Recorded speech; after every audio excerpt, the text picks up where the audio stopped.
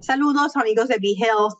El Parkinson's es un desorden neurológico que es crónico, es progresivo, que puede causar temblores, puede causar rigidez y lentitud, pero una de las áreas donde tal vez es más dificultoso, ¿verdad? El poder trabajar con nuestros familiares, con nuestras amistades, el mantener un empleo es lo que ocurre en los patrones del habla.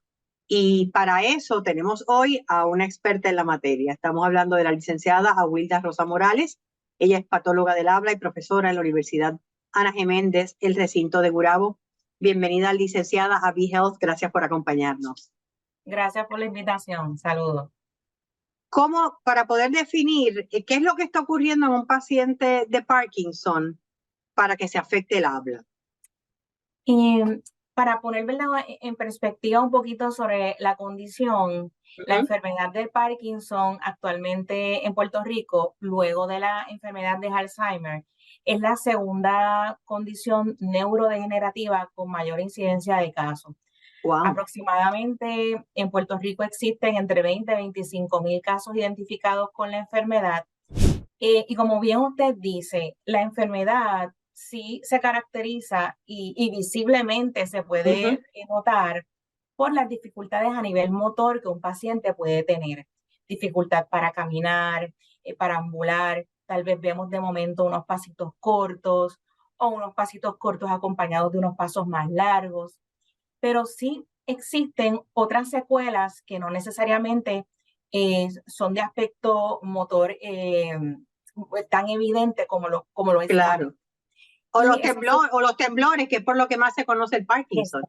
Exacto. Y son secuelas en el área de la comunicación. Y cuando hablamos, ¿verdad?, de la comunicación, estamos hablando de secuelas específicas cuando la persona quiere comunicar un mensaje y por tanto tiene que hablar.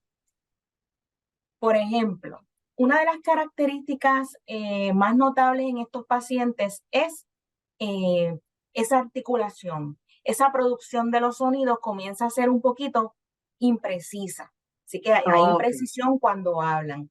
¿Y qué pasa cuando hay imprecisión al hablar en la articulación? No se le entiende a la persona, ¿verdad? Porque en lugar de producir un fonema, produce otro, un sonido produce otro, y se tergiversa el mensaje que esta persona quiere llevar.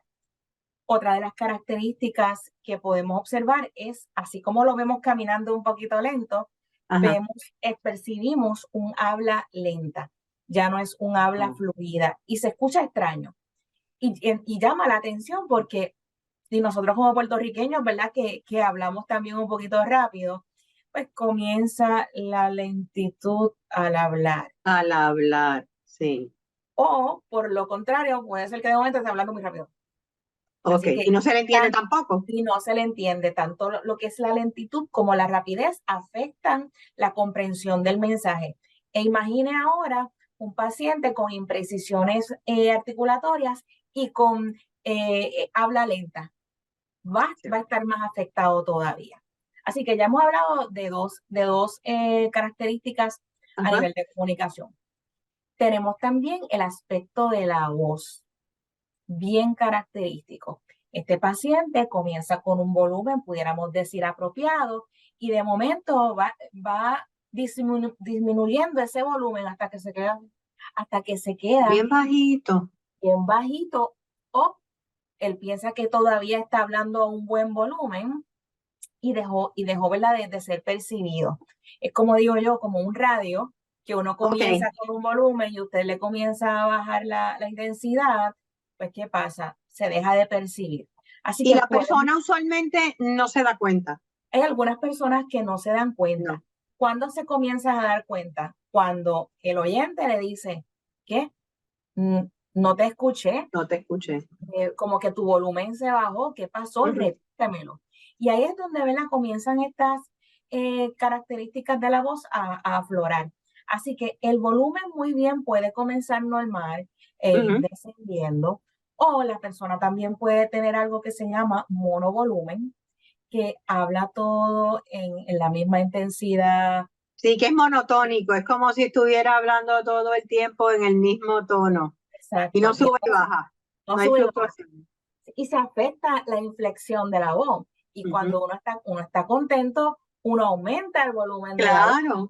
O cuando uno está molesto, también, ¿verdad? Esa voz, ese volumen cambia. Así que atado a lo que es el volumen de la voz, también vemos unas dificultades a nivel del tono. Tono, ¿verdad? Nosotros tenemos o un tono agudo o un tono grave. Así que igualmente un monotono, todo en el mismo tono, yo estoy bien molesto. Y uno dice, bueno, él dice que está bien molesto, pero yo Pero no lo refleja. Ningún cambio en su tono de voz. Así que volvemos a repasar. Imagine un paciente con problemas e imprecisiones articulatorias, con un monovolumen, con un monotono y con un habla lenta. Ya vamos viendo unas características bien significativas que definitivamente van a afectar la producción del habla del paciente y que otra persona lo pueda escuchar. Se da también, digo, lo pregunto porque como conocemos tanto los temblores, ¿verdad? A nivel de las manos, ¿se da también el temblor ese en la voz? Recordamos, ¿verdad?, que el proceso del habla es un proceso motor que involucra un mecanismo oral, unos labios, una lengua, el paladar, un sistema resonador que es la faringe, incluimos las cuerdas vocales, ¿verdad? Que son ese sistema que tenemos dentro de la laringe, nuestro aparato fonador por excelencia. Todo está relacionado y todo es motor. Así que y todo se afecta. Todo se afecta. Así que definitivamente, si yo tengo un paciente que tiene imprecisión al hablar, que tal vez no une los labios con la suficiente fuerza para producir la P y la M, claro, pues tengo que tener presente de que ahí también hay un aspecto motor involucrado. Otra característica que podemos ver en estos pacientes es la falta de coordinación entre lo que es el proceso de respiración y habla.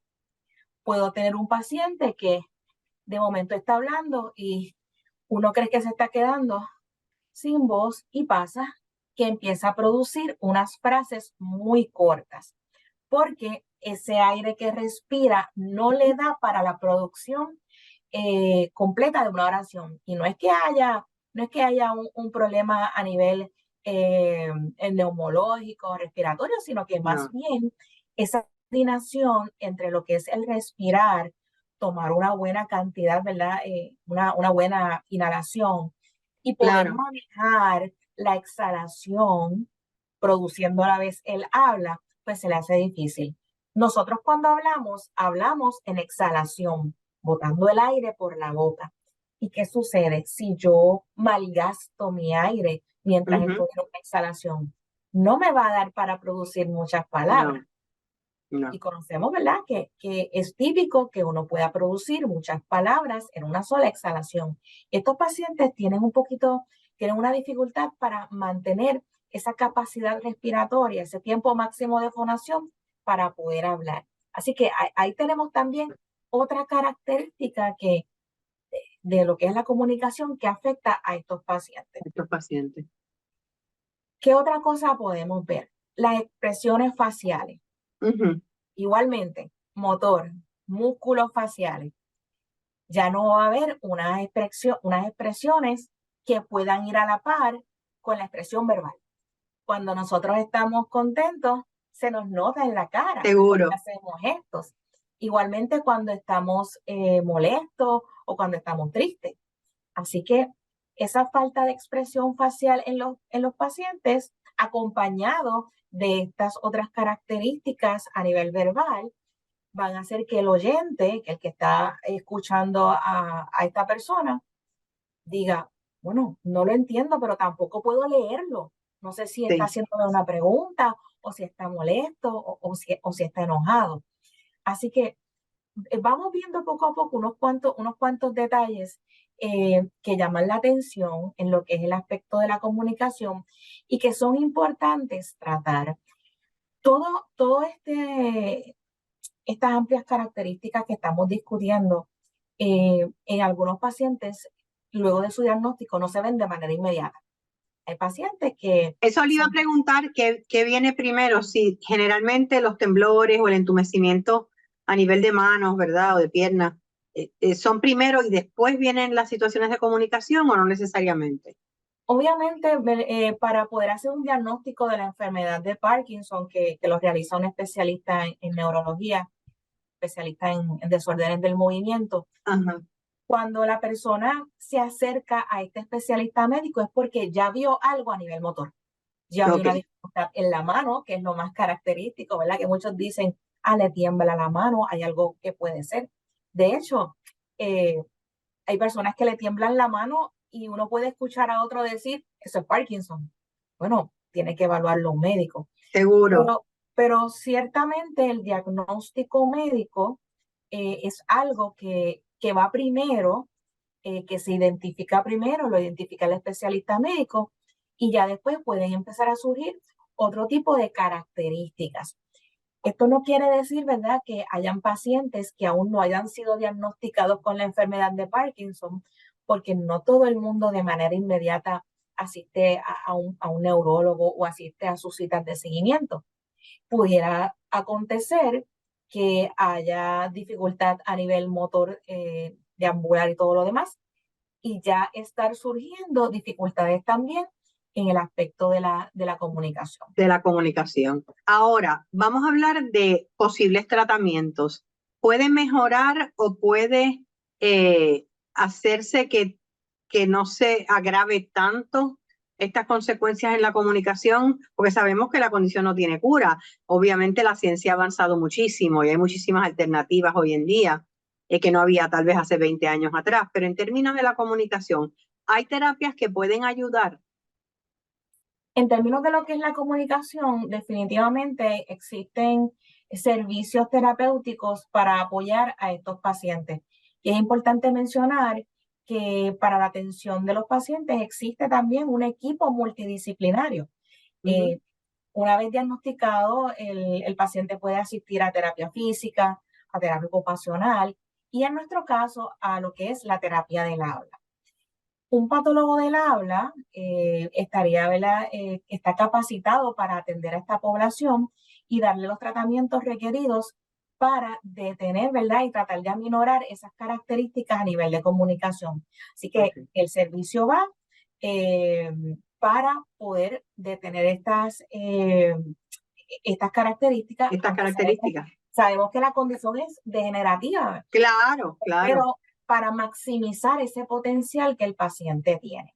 Y para propósitos, ¿verdad?, de lo que es la definición de un patólogo del habla, es un especialista de la salud que se encarga de la evaluación, diagnóstico y tratamiento de pacientes, ya sea niños, jóvenes o adultos, con algún problema de lo que es comunicación y tragado. Y también pues atendemos pacientes adultos. Así que sí, hay terapias especializadas para Ujú. estos pacientes para trabajar las diferentes áreas que hemos mencionado. Mencionamos imprecisión articulatoria, mencionamos monovolumen, monotono. Todo También es eso. importante mencionar que estos pacientes, aquellos que poseen destrezas de escritura, comienzan a cambiar el tamaño de la letra al escribir. Ah, claro. Comienzan a escribir bien pequeñito, ¿verdad? Una micrografía, Ujú. se le dice. Igualmente, la resonancia al hablar de estos pacientes pudiera percibirse un poquito más hipernasal, como Ujú. si tuvieran, ¿verdad? Esta Un sonido nasalidad más más nasal, así nasal, como. Ujú. exagerado.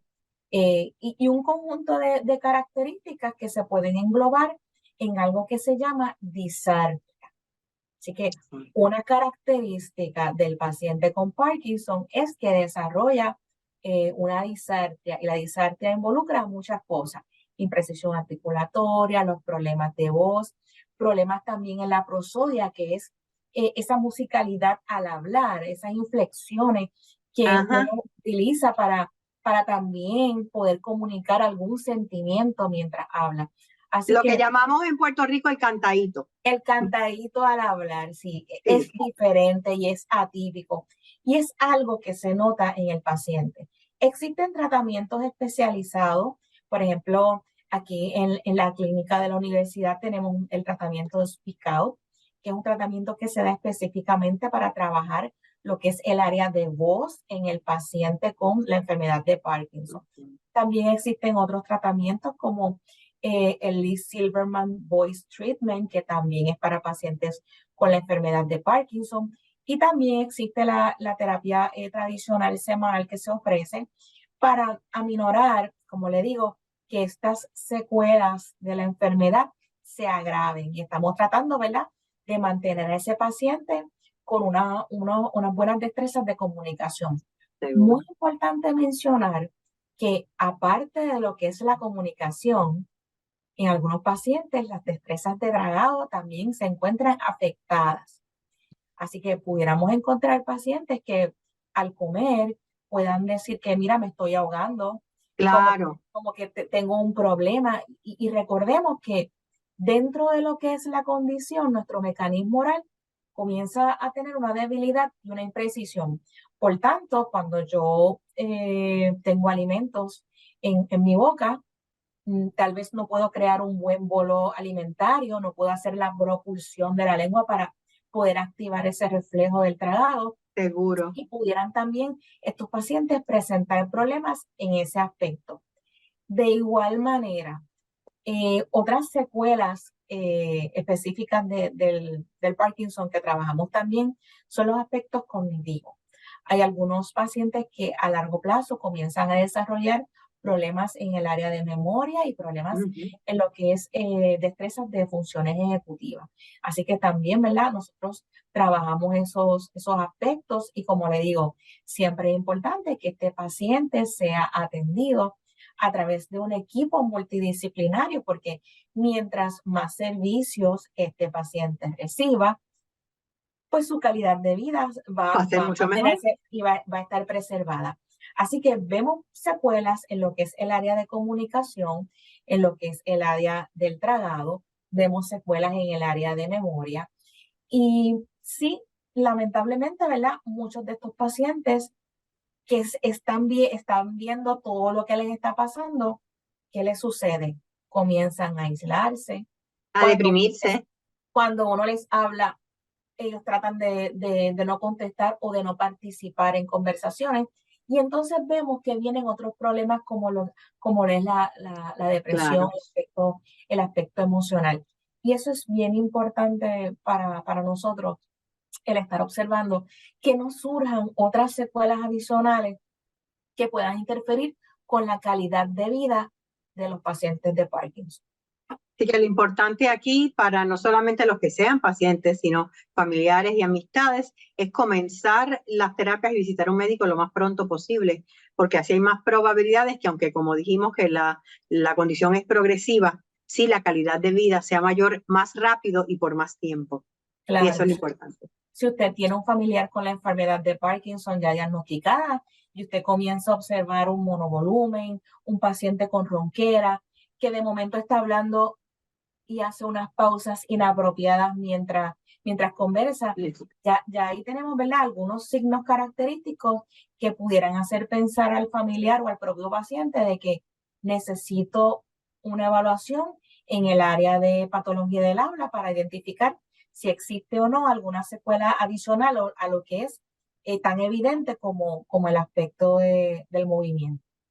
Muchísimas gracias, licenciada Awilda Rosa. Gracias también al equipo excelente que tienen en la Universidad Ana G. Méndez, allá en el recinto de Gurabo. Y gracias a ustedes también por habernos acompañado y será hasta la próxima. Muchísimas gracias y un placer estar con ustedes. Gracias. Toma el control de tu salud con BeHealthPR.com y síguenos en nuestras redes sociales.